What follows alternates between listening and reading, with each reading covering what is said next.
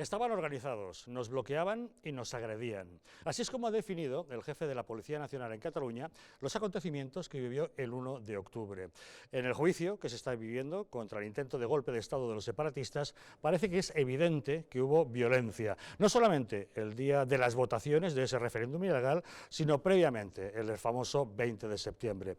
De que haya o no violencia será muy significativo a la hora de determinar si se trata de un delito de sedición o de rebelión. Estaremos pendientes de ese juicio del independentismo de Cataluña y también de elecciones. Si hoy se celebrasen comicios, las europeas aquí en España las ganaría la coalición Frankenstein formada por el Partido Socialista y los partidos que apoyaron a Pedro Sánchez en la moción de censura. Eso al menos es lo que apunta hoy una encuesta de GAT3 que publica El Mundo.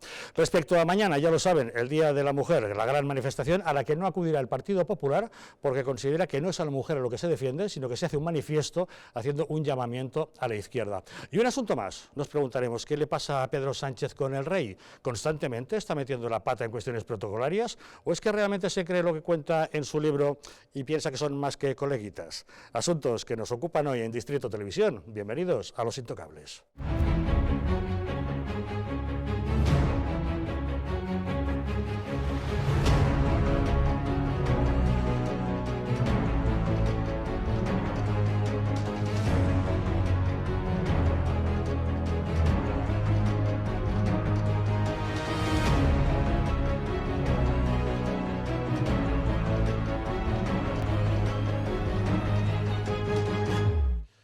Muy buenas noches. Pueden ustedes sintonizar el Distrito Televisión en las frecuencias 45 y 57 de la TDT de Madrid o, si lo prefieren, vernos a través de Internet desde cualquier lugar del mundo a través de estas direcciones. Ahí las tienen, tv.eldistrito.es o eldistritotv.es. Como saben, pueden encontrarnos en YouTube, El Distrito TV, en Twitter, @LosIntocablesTV, en Facebook, Distrito TV, o mandarnos sus opiniones a través del WhatsApp 669 72 86 73. Y antes de entrar en materia, si me lo permiten, querría hacerles una pregunta. ¿Llegan ustedes a fin de mes? ¿Tienen problemas financieros? En Anticipos Alcalá tienen la solución a sus problemas. Con más de 1 millón de microcréditos concedidos, han solventado las dificultades económicas de miles de españoles como usted. En Anticipos Alcalá resuelven sus preocupaciones de liquidez. Llame allá al teléfono gratuito 900-494-431 y consiga hasta un 50% de descuento en sus intereses. Sin esperas, sin papeleos y sin sorpresas. Llame ahora al 900-494-431 o entre en la página web www.préstamosalcalá.es y consiga hasta 600 euros en tan solo 10 minutos. Para abordar los asuntos que hoy nos ocupan, en la mesa de Los Intocables nos acompaña Javier Galue. Buenas noches. Muy buenas noches, ¿qué tal estás? Gracias por acompañarnos, muchas gracias. Fernando Martínez Dalmau, ¿cómo estamos? Buenas noches. Pues muy buenas noches a todos vosotros. Gracias por acompañarnos también. Bosco Labrado, ¿qué tal? Muy buenas noches. Muy buenas noches, encantado de estar hoy aquí. Gracias por acompañarnos, gracias por estrenarse hoy con nosotros. Espero que se lo pase bien. Y Antonio José Mesa, ¿cómo estás? Muy bien, buenas noches. Buenas noches, gracias por acompañarnos también. Una vez más, muchas gracias. Una vez más. Bueno, una vez más, seguimos pendientes de ese juicio que se está siguiendo contra el intento de golpe de Estado en Cataluña. Y en los últimos días vamos viendo que la presencia de la violencia parece un hecho a través de los testimonios que están presentando los testigos. Hoy ha sido el que era el comisario jefe de la Policía Nacional en Cataluña quien relataba lo que él vivió ese famoso 1 de octubre. Dice que eran grupos organizados los que les bloqueaban y les agredían.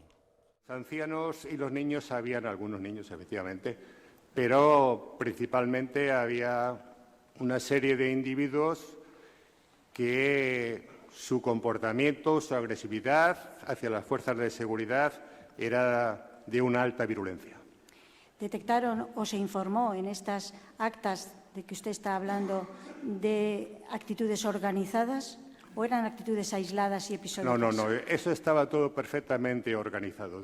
Estaban organizados y así las actas se han recogido. Y esas actas, junto con el atestado, se remitieron al Tribunal de Suprema Justicia de Cataluña. Efectivamente, no eran cualquiera los que estaban allí, estaban perfectamente organizados, sabían cómo tener que hacer la resistencia, había unos llamamientos a través de redes sociales, hacían cadenas humanas, nos bloqueaban el paso, nos agredían, nos empujaban, tratando por todos los medios de dificultar, ya digo, no solamente la entrada, sino la salida. Ayer fue la secretaria judicial, Montserrat del Toro, la que relató cómo vivió el secuestro, el famoso 20 de septiembre de 2017, cuando las turbas rodearon la Consellería de Economía a la que ella se encontraba. Reconoció haber pasado miedo, haber pedido ayuda para abandonar el edificio y al final tuvo que huir por la azotea, ayudada por los Mossos de Escuadra. Y también esta misma semana, Enric Millo, el que fue delegado del Gobierno en Cataluña, vino a justificar la presencia policial porque había violencia e incluso llegó a desvelarnos lo que dio en llamar la trampa del Fairy. Dijo que los activistas lo que hacían era echar detergente en la entrada de los colegios electorales para que los policías resbalasen, cayesen al suelo y allí los activistas pudieran patearles la cabeza. Porque vimos ejercer la violencia contra agentes de la Policía Judicial y pude comprobar, porque lo pude ver personalmente, pues pude ver lesiones, ¿no? Pude ver dedos rotos, pude ver alguna fractura de pierna, pude ver un chaleco antibalas rajado de extremo a extremo, y esto evidentemente con una uña no se puede hacer, esto hay que utilizar un objeto punzante, ¿no?, para hacerlo. Me explicaron incluso pues, cosas que vivieron que yo no conocía, ¿no? Un agente me explicó que le había caído en la trampa del Fairy. Yo pregunté qué es esto, ¿no? Y es, bueno, pues verter detergente en la entrada de algunos colegios para que cuando los policías entraran, patinaran, cayeran al suelo y luego les pateaban en la cabeza, ¿no? Esto es lo que me explicaban ellos, ¿no? ¿Serán suficientes estos testimonios para argumentar la presencia de violencia? Javier, ¿qué te parece? Bueno, a mí me parece, primero, yo he estado siguiendo muchos medios de comunicación para tener una visión un poquito, yo diría, amplia, ¿no?, de lo que está sucediendo, porque en cada medio de comunicación, por supuesto en televisión más, hay una serie de personas que parece que, bueno, siempre nos creemos árbitros, entrenadores y jueces también, ¿no? Entonces ya crean jurisprudencia sin haberse leído absolutamente nada, sin haber visto los vídeos que han visto, todo lo que tienen los jueces en las manos, etcétera. Entonces, sí creo que se está creando cierta matriz de opinión en algunos medios de comunicación para que cuando haya una sentencia que muchos creemos que va a ser pues condenatoria, no sé en qué grado, pero creemos así, pero respetando absolutamente la decisión de los jueces, para que sencillamente la gente diga eso es un juicio político, eso está politizado y de esa manera desprestigias a la institución y se crea, por supuesto, otro conflicto adicional que es ya el Estado completo en contra de Cataluña, ¿no?, que al final no es Cataluña, son golpistas, independentistas y nada más. Cataluña es muchísimo más que solamente el independentismo o la independencia, ¿no? Ahora, yo quisiera saber cómo se define la violencia, porque si la comparamos con, por ejemplo, que estamos y que es una tragedia, la violencia contra la mujer. Un hombre que le pega a una mujer es violencia, y es una violencia deleznable, pero ¿un hombre que le grita es violencia o no es violencia?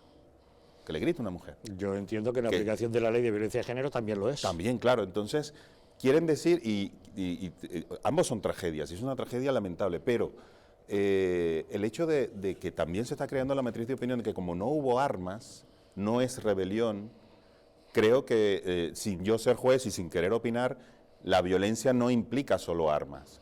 El miedo, el terror que crea una situación también es violencia, igual que el gritarle a otra persona también puede ser violencia. No tiene, entonces el hecho de que díselo a Montserrat del Toro cuando llamó diciendo sacarme Claro. de aquí, mandando un helicóptero. Claro. Y le preguntaban, ¿tuvo usted miedo? Que si tuve miedo, tenía miedo. No, y posiblemente si hubiese salido por allí Le a preocupaba saber, su integridad física. a saber, claro, lo que le hubiese ocurrido, porque esa gente viene con un odio interno fuerte que le han ido sembrando por muchos años. Sí quiero, de verdad, no quiero dejar pasar el hecho de que sentí sentí vergüenza escuchando al ministro del Interior de la época, lavándose las manos como Pilatos, diciendo, yo no sé, yo no fui, eso es de...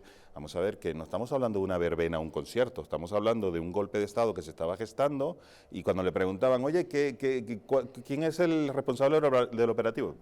Pregúntele a los mozos, y me pareció, y Rajoy también un poco más de lo mismo. Yo hubiese preferido una persona que hubiese dicho, yo hice esto y esto y me hago responsable de esto y esto y esto, y no lo tuve. Antonio José, ¿qué te parece? Pues hombre, a la vista de las imágenes, todo el mundo, a poco que sin ningún otro interés que no sea el de fijarse en la pantalla, está claro que ahí hubo violencia, y hubo violencia a vista de todos. Hemos visto cómo hubo coches de la policía o de la Guardia Civil, en este caso destrozados literalmente. Vimos cómo a la gente que no comulgaba con este proceso mal llamado referéndum, también era perseguida. Ese llamamiento a través de las redes sociales y de los medios de comunicación, por lo cierto, siempre de una misma tendencia separatista. Si no fuese una... que hemos oído de la trampa del Fairy, parece más, si no fuese el problema tan gordo como es, parecería más una viñeta de Ibáñez, pero no, es que... Sí, pero si te pones a pensar, efectiva. Efectiva total. Tú echas friegaplatos en el suelo, resbalarán los policías y caerán al suelo. Con un objetivo que era patear a los que son nuestros garantes, los que consiguen poner orden y asegurar la libertad a todos aquellos que defendemos y creemos en la legislación vigente y en la Constitución. En ese sentido yo creo que es palpable.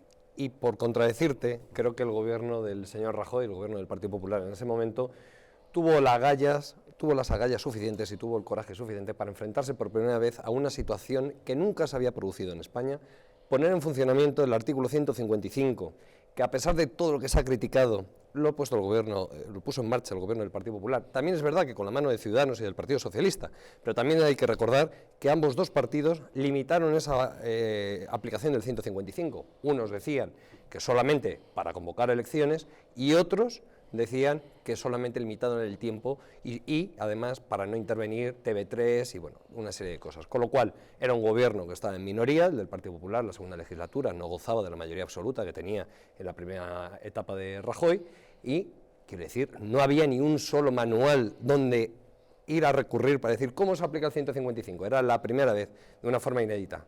Hoy España sigue siendo única, unidad, y estos señores están hoy sentados en los juzgados pues dando buena cuenta de lo que hicieron o dejaron de hacer. Yo creo que el Estado de Derecho ha funcionado, funcionó el gobierno entonces, y hoy se podrían haber evitado muchas cosas de lo que ocurría si se volviese a producir, seguramente. Bosco, ¿cómo lo ves? Pues bueno, a raíz de las imágenes y de los testimonios que estamos viendo, está claro que violencia ha habido. A mí lo que me llama la atención es que por parte del independentismo se niega la mayor, se dice que no se ha roto nada, aquí no ha habido violencia, pero lo que yo creo que es importante es centrarnos, ya que hemos hecho un poco de cronología, centrarnos en cómo hemos empezado, es decir, hubo en primer lugar una invasión del espacio público y de los edificios públicos por parte del independentismo, todos hemos visto lo de los lazos amarillos, cómo se ha increpado a compañeros de mi partido, de Ciudadanos, por la retirada de esos símbolos independentistas y cómo se ha ido aumentando la violencia hasta llegar a las imágenes que hemos visto, pues los coches de la Guardia Civil completamente destrozados. Sí quería precisar una cuestión, la responsabilidad, decía Antonio, sobre la aplicación del 155, yo creo que a un escenario nuevo, es decir, nos encontramos con que nunca se había planteado la necesidad de aplicar este artículo, un artículo que, como está en la Constitución, es completamente legal, no se sabían las consecuencias que podía tener, y yo creo que derivar la responsabilidad de la aplicación tardía o no tan contundente a otros grupos políticos, recordemos que el Partido Popular tenía la mayoría en el Senado, tenía la responsabilidad de aplicarlo, pues no me parece del todo correcto. Pues vamos a ser justos. Hablo de derivar la responsabilidad. El presidente del gobierno, yo creo, ante una medida que es una situación que Ciudadanos la ha sufrido no en el último año ni en los últimos 2 años, se venía sufriendo, de hecho fue uno de los motivos por los que nació Ciudadanos, para dar respuesta a ese independentismo, y creo que en ese caso habría que haber hecho ya no solo centrarnos en la aplicación o no del 155, sino haber hecho una labor, tanto Partido Popular, Partido Socialista, que han ostentado el gobierno durante todos estos años y que ha servido un poco para, de alguna manera, no eran conscientes del germen que se estaba produciendo en Cataluña, que hubieran sido mucho más tajantes a la hora de enfocar y a la hora de enfrentarse a ese problema que estaban haciendo, y que no ha nacido de ayer, es decir, que es una cuestión que lleva bastante tiempo sobre la mesa. Fernando. Bueno, yo quiero entrar primero de todo en orden jurídico. Estamos hablando de sedición y rebelión. Sedición es el artículo 544 del Código Penal. Corresponde solamente al tema de orden público, entendiendo que ya existe violencia. Yo creo que eso no queda margen de dudas y son hechos probados. Y la rebelión, que es el caso que nos ocupa ya más cercanamente, es el artículo 472 del Código Penal. ¿Y cuál es la diferencia entre la sedición y la rebelión? Pues que la rebelión ataca directamente al Estado y a la Constitución. No se queda solamente en el hecho del orden público. Con lo cual, es cierto que estamos, o lo que ha ocurrido en Cataluña ha sido un acto de rebelión, y cada vez que nos acercamos más a los testimonios más técnicos, se está comprobando cómo existe esa rebelión. Para mí, yo he encontrado ciertas contradicciones, y unas contradicciones absolutas, entre, digámoslo, la tesis oficial de Rajoy, de Nieto Ballesteros, de Juan Ignacio Zoido, donde curiosamente dice: yo no aplicaba nada, y ellos mismos sabrán en los operativos, incluido Soraya, con su reparto de papeles, con el excelentísimo señor coronel Pérez de los Lobos, con el señor comisario de policía Trapote, y con el general Ángel Gozalo. Aquí hay dos frentes muy claros. Uno, las contradicciones que se están estableciendo desde la vía política, y enfrente tenemos las realidades que nos hemos encontrado desde el punto de vista real, desde el punto de vista de la rebelión y en aplicación del artículo 155, porque lógicamente hemos dejado atrás el artículo 116 que habla el estado de excepción, de sitio, etcétera, etcétera. Con esto quiero decir, y vuelvo al clásico, pues la frase de Quevedo: donde hay poca justicia es muy peligroso tener razón. Y creo que aquí las razones, en la medida que siguen los testimonios, ya están clarísimas. Para que sea rebelión, ¿es exigible la presencia de violencia? Por supuesto. Con lo que hemos visto estos testimonios de estos 3 días, ¿crees justificada la violencia? Totalmente, igual que la sedición. Lo Vale. que pasa es que la rebelión es un paso más. Sí, insisto, pero es necesario, ¿no? totalmente. Vale. Es que queda fuera de dudas el hecho de la violencia. El papel de que el representante del Estado en Cataluña, Quim Torra, alentase a esos inefables CDRs para que metiesen caña, como decía. Apreteu, ya fue de apretar. Eso. Sí. Eso algún día se tendrá que dirimir esa responsabilidad, entiendo, ¿no? A mí lo que me llama la atención, y disculpar que os corte un poco, es la declaración del jefe de policía de Cataluña, donde nos dice que ha habido 65 policías heridos, donde actuaron en 50 centros, donde tuvieron que salir prácticamente de otros centros, y por no hablar de las declaraciones del general, que ha dicho que ha habido 55 heridos de la Guardia Civil, donde han tenido 31 intervenciones. ¿Debemos entender que los heridos se producen por una situación de violencia?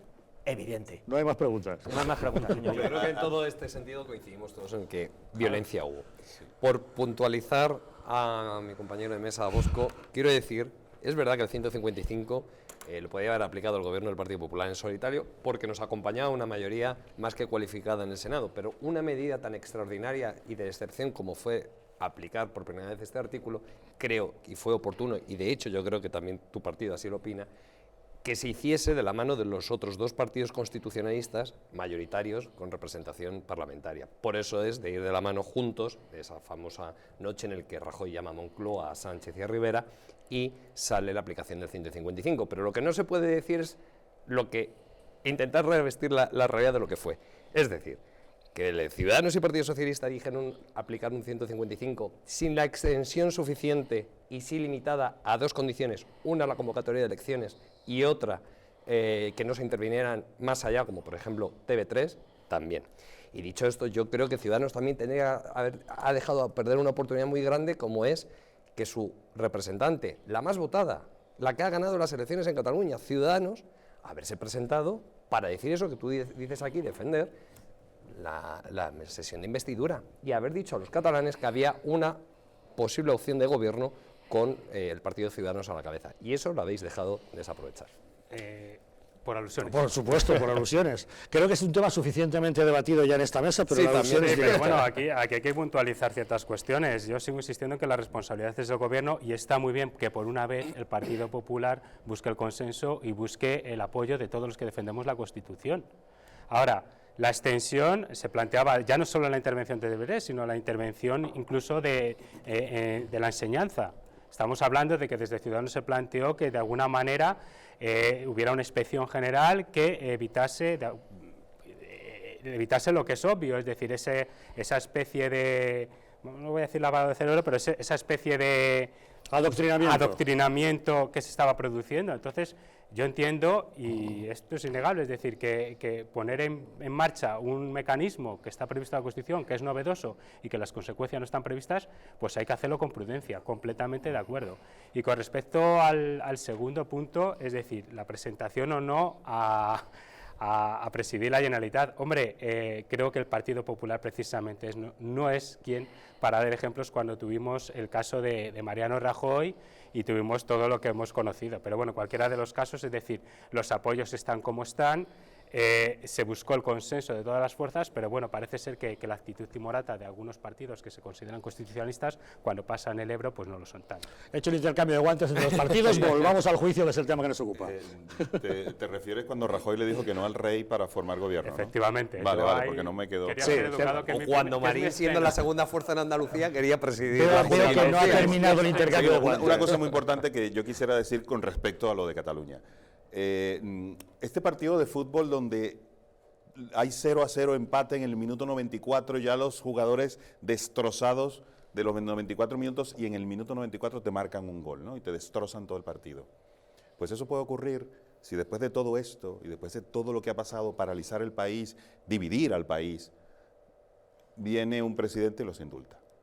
Y se perdió todo. Entonces, ¿qué quiero decir yo con esto?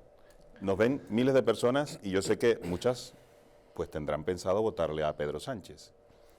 Al haber dicho Ciudadanos que no va a pactar con Sánchez, Sánchez la única posibilidad que tiene es pactar con el independentismo, no hay otra.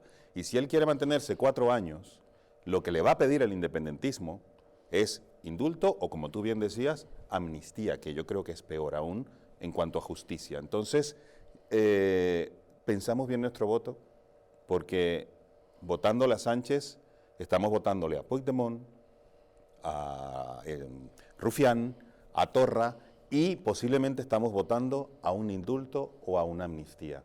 Y no es moco de pavo y no es algo a muy largo plazo. Mantenerse 4 años, conocemos el independentismo, le van a apretar a muerte. Y eso va a ser precisamente, tú quieres mantenerte 4 años, pues aquí está mi lista no de 21, sino de 2.100 puntos. El primero, amnistía o indulto. Aquí se ha producido de todas maneras un hecho muy grave que nos estamos olvidando, ¿no? Rajoy pacta o habla, lo del pactar vamos a dejarlo aparte, con Íñigo Urkullu. Pacta el 19 de julio del 2017 y el 21 de septiembre del 2017. La primera es una reunión que dura cerca de 2 horas, la segunda es una llamada de teléfono. Y yo hago la siguiente pregunta: si estamos ya en un caso prácticamente no vuelvo a hablar del artículo 116, sino del 155, ¿qué hace el presidente de gobierno hablando contra los enemigos de España, como es Urkullu, intentando mediar para que ese artículo 155, como él mismo reconoce, la acción va a ser lo más mínimo posible? Es que yo me hago esta pregunta: ¿cómo es posible que el presidente de gobierno, teniendo en cuenta los hechos, se dedique a pactar con Urkullu durante 2 días completos y le da el mandato de que va a haber la aplicación del 155 lo mínimo posible para que no pase nada? Yo te lo he explicado hace un momentín, Fernando, por qué era la aplicación limitada del artículo 155. Era un gobierno en minoría, donde se sustenta con un apoyo puntual para esta medida, con 2 partidos constitucionalistas como es Ciudadanos y el Partido Socialista. Ahora ya esto de constitucionalistas lo pongo entre comillas, hablando del señor Sánchez. Pero era así. ¿Pero qué tiene que ver Urkullu? Bueno, tiene que ver, y en esta mesa también lo hemos debatido muchas veces, el sistema parlamentario que nos hemos dado, donde hay una serie de contrapesos aritméticos para conseguir la gobernabilidad. De hecho, la moción de censura prospera contra el señor Rajoy por el Partido Nacionalista Vasco. Continúo con el argumento. Aparte de hablar con Íñigo Urkullu, y mientras Puigdemont habla con Íñigo Urkullu para que sea el puente precisamente para no aplicar un 155. Bueno, eso... No, eso está reconocido por Íñigo Urkullu, que lo dijo en el juicio. El señor Urkullu podrá decir muchas cosas. Y por Puigdemont. Me tranquiliza una garantía de un tío que pacta conmigo los presupuestos y mañana me traiciona y me deja caer en una moción de censura. Es que el señor Urkullu podrá decir muchas cosas. Yo estoy de acuerdo con todos vosotros en que el 155 se tenía que haber aplicado de otra manera. Totalmente. Estoy de acuerdo en que, aunque había mayoría más que sobrada y cualificada en el Senado, el PP, creo que por una cuestión de elegancia parlamentaria y democrática, tuvo que invitar a 2 partidos como eran PSOE y Ciudadanos a que le acompañaran en esa aventura. Creo que tanto PSOE como Ciudadanos fueron demasiado blandos en un principio, lo fueron sin lugar a dudas. Rajoy se lo luego Ciudadanos cambió de idea y se lo recriminó, se lo echó en cara a Manuel Rajoy: ha sido usted demasiado blando, entonces ahora le voy a dejar de apoyar. Creo que podía haber habido un poquito más de honestidad parlamentaria entre los tres, pero ese 155 se tenía que haber aplicado mejor. Pero ya está, señores, como ya se hizo así, yo vuelvo a centrarme en lo que está pasando ahora, que es que está actuando la justicia, por lo menos, lo cual me congratula, porque después de 3 décadas, sin que hubiera habido concurrencia de la justicia, con reiterados incumplimientos de sentencias del Tribunal Constitucional y el Supremo en Cataluña, donde no imperaba la ley, creo que ya iba siendo hora, y creo que es muy importante lo que está pasando ahora en el Supremo, ¿nos parece? Sí, pero fíjate lo que ha dicho más de un testigo que han invitado, lo volvería a hacer. Eso para mí es una frase lapidaria, quiere decir que pase lo que pase allí, bueno, si ellos quedan como víctimas o como héroes, vendrán otros a hacer otra vez lo mismo. Entonces yo creo que Javier, España tiene que aprender y decir, esto no puede volver a ocurrir. Esa es la gran pregunta, pero es que de este juicio espero 2 cosas. La primera, una sentencia en aplicación estricta y pura de nuestra legalidad constitucional y nuestras garantías jurídicas. ¿Cuál es la sentencia? Adelante. Y segundo, ¿qué están viendo mis paisanos catalanes en el juicio? ¿Lo mismo que yo? ¿Están viendo que la justicia no se la puede saltar ninguno y que es igual para todos? ¿Están viendo un trato con guante de seda? ¿Están viendo que, a pesar de lo que estoy viendo, yo creo que esto es un juicio sumarísimo del Estado español que pisotea los derechos de mis líderes independentistas catalanes? Eso es lo que me gustaría saber, porque si yo soy un catalán que me he dejado engañar durante 30 años por estos líderes separatistas y luego veo que huyen como conejos cuando tienen que responder ante los tribunales, y los que se quedan están muy tranquilos sabiendo que les pueden indultar o amnistiar, ¿qué estamos consiguiendo? En 7TV3 un segundo y te darás cuenta. De eso estaba hablando, de lo que se ve en TV3. Aquí hay un argumento muy importante que es la Fiscalía de Cataluña, que a mí, desde luego, chapó. El decreto 4/2017, que es el que hace intervenir a los cuerpos y fuerzas de seguridad del Estado en los diferentes supuestos, que han estado hablando en televisión y en el Supremo, el director general de la Policía y el general de la Guardia Civil. ¿Cuáles eran los diferentes supuestos? Es que no había marcha atrás. Yo creo que aquí no ha fallado la ley, porque la ley existe, lo que han fallado han sido los políticos y la aplicación de esa ley. Sí, pero si hay un accidente de tráfico por negligencia, yo no quiero que sencillamente la gente que causó el accidente cumpla con su condena, sino evitar otro accidente. Quiero decir, tenemos que aprender de esta experiencia cómo evitar que vuelva a ocurrir. Porque si dicen lo volveré a hacer, ellos van a volver a intentarlo. Pero es que entonces, la ley está. España sí, pero la ley está después de que ocurre el hecho. No lo detiene. El artículo 155 de la Constitución existe desde que se aprobó la Constitución, y el Código Penal está ahí con la última revisión de hace un año y pico. El mensaje que se está dando con este juicio es que aquí hay que respetar las reglas de juego. Nos hemos dado un ordenamiento, respétese. Por supuesto. Fuera del ordenamiento jurídico Nada. no hay nada. Hombre. Y donde se debate cualquier cuestión es en los parlamentos, que son la representación de todos los Que ciudadanos. está cerrado, por cierto, el de Cataluña. Y lo que es inconcebible es que el Parlamento catalán esté cerrado. Pero hay algunas actitudes que demuestran lo que acabas de decir. Por ejemplo, Carme Forcadell. Exacto. De un día antes a un día después, el mero hecho de haber visto una celda por dentro hizo cambiar absolutamente el punto de vista. Eso es definitorio, es demoledor, ¿eh? Ya ha hecho algo bueno. Bueno, hasta el propio Junqueras decía que amaba a España. Sí, Alguna pero- de sus declaraciones. Y lo repite porque él sigue dentro de la celda. Sí, pero Forcadell le dijo a una compañera de la cárcel, según dijeron, que a ella Junqueras le haya dicho que no se preocupara, que no le iba a ocurrir absolutamente nada. Y ahora está metida en este, bueno, dijo otra palabra, pero en este problemón. En este que, follón, por sí. cierto, sí, que le puede durar muchos años, muchos. No, a ella, claro. sobre todo, muchísimo. La Pues proclamación será muy del- importante que si hay una sentencia, esta se cumpla, porque demostrará a los ciudadanos Claro. que contra la ley no se puede ir. Exacto. Porque Es que si no se cumple como la lección. haya algún tipo de medida política que impida el cumplimiento de las condenas, entonces sí que en Cataluña se puede incendiar no una rebelión, una guerra. ¿no? Yo creo que aquí lo que tenemos que aprender es precisamente de lo que estamos hablando desde el inicio, ¿no? El hecho de la rebelión que prácticamente se circunscribe a los políticos catalanes independentistas y a las asociaciones Òmnium Cultural y los CDR, etcétera, etcétera, etcétera. Con esto quiero decir, es muy claro, las cuestiones operativas que ha tenido la Guardia Civil y la Policía, de la cual hemos tenido todos conocimiento con el barco Piolín, que han tenido que actuar en unas circunstancias casi inverosímiles, han sido las que han propiciado que se mantenga la ley. gracias a esa operatividad de la Guardia Civil y de la Policía Nacional, cosa que alabo 1000 veces, si no fuera por ellos, no se habría podido aplicar la ley, porque como bien dice el ministro Zoilo, no, yo no sé lo que hicieron los jefes de operativo, y los jefes de operativo y las policías que estaban malviviendo, como hubo ataques en Tossa de Mar, en diferentes hoteles, estaban malviviendo en el barco Piolín. Yo he tenido fotografías de mandos policiales que me las han hecho llegar, y han sido los que de verdad han apagado esta rebelión. Y los que ahora lo están contando, y los que ahora defienden la Constitución y defienden la justicia. No, Fernando, y lo más difícil, en mi opinión, va a ser unir a la sociedad catalana de nuevo. Eso es muy difícil. O sea, eso va a llevar muchos años, porque la justicia, la parte económica, todo esto, la parte política incluso se puede corregir con tiempo y eso sí, con carácter y con yo diría, autoridad incluso. Pero las familias rotas, las amistades rotas, los negocios, el odio sembrado, eso, aparte de tardar, duele. Tú tienes familia en Cataluña, me imagino que eso es algo que no tiene precio, y lo han roto. ¿Quién recoge esa leche derramada? Va a ser un trabajo muy intenso y yo creo que los políticos tienen que estar de ahora en adelante a la altura.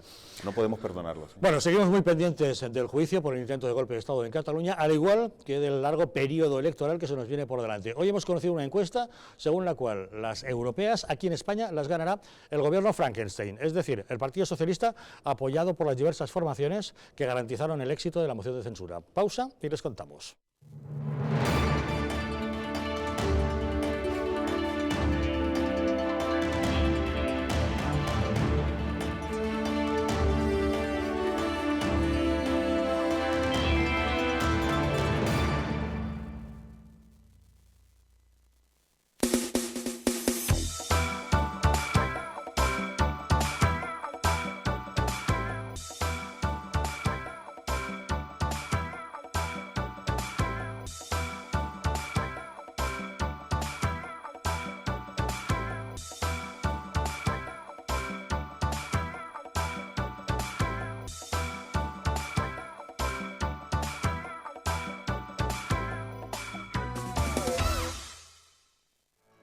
¿Llegan ustedes a fin de mes? ¿Tienen algún problema económico que les plantee dificultades? Si es así, en Anticipos Alcalá tenemos la solución a sus problemas. Con más de 1 millón de microcréditos concedidos, hemos solventado las dificultades económicas de miles de españoles como usted. En Anticipos Alcalá resolvemos sus preocupaciones de liquidez. Llame ya al teléfono gratuito 900-494-431 y consiga hasta 600 euros en tan solo 10 minutos. Sin esperas, sin papeleos y sin sorpresas. Llame ahora al 900-494-431 o entre en la página web www.prestamosalcalá.es y consiga hasta 600 euros en tan solo 10 minutos. Antes de usar Internet, recuerda, lo que publicas deja huella. Una huella digital te acompañará mucho tiempo y puede tener consecuencias. Piensa antes de publicar en tus redes sociales. Internet y las redes sociales son geniales, pero no lo son todo. Hay más cosas geniales en la vida y algunas de ellas solo se pueden disfrutar cuando estás desconectado.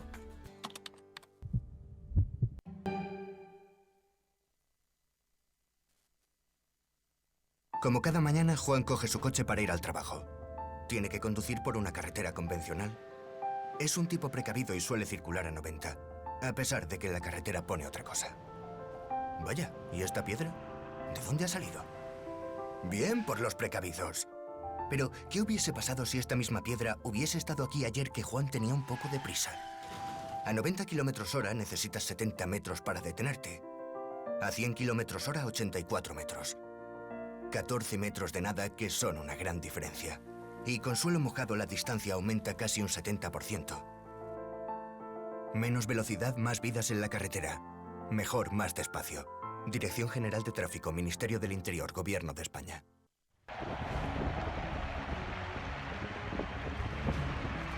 España necesita soluciones. Que voy a decir los 10 puntos, el decálogo, que a mí me gustaría que cualquiera de los partidos que ganase las elecciones divulgase, defendiese, representase y llevase a la práctica posteriormente en una gobernabilidad. Carlos Cuesta quiere escucharte. Es una cosa cultural y es una cosa nuestra y no nos la puede quitar nadie. Nadie. Pues jamás mentira todo lo que dicen, jamás nos prohibieron hablar en catalán. 22 de marzo, a las 22 horas. Primer punto, y ustedes mismos me lo dicen. Primer punto, imprescindible atajar el golpismo. ¿Esto qué significaría? Gran Cena, soluciones para España. Si la España nación de naciones va a llegar. Visca Cataluña, lliure y soberana. Estado considere que yo soy el lehendakari más peligroso para sus intereses. El mandat del poble que Catalunya esdevingui un estat independent en forma de república. Podrás comentar todas tus propuestas al gran defensor de España. Quienes defendemos sin complejos, la unidad de España y mostramos nuestro hartazgo. Cena por España con Carlos Cuesta, 22 de marzo. Reserva ya en el teléfono 669-728-673. Ahora a las 10. Hasta entonces, ya saben, a levantar España.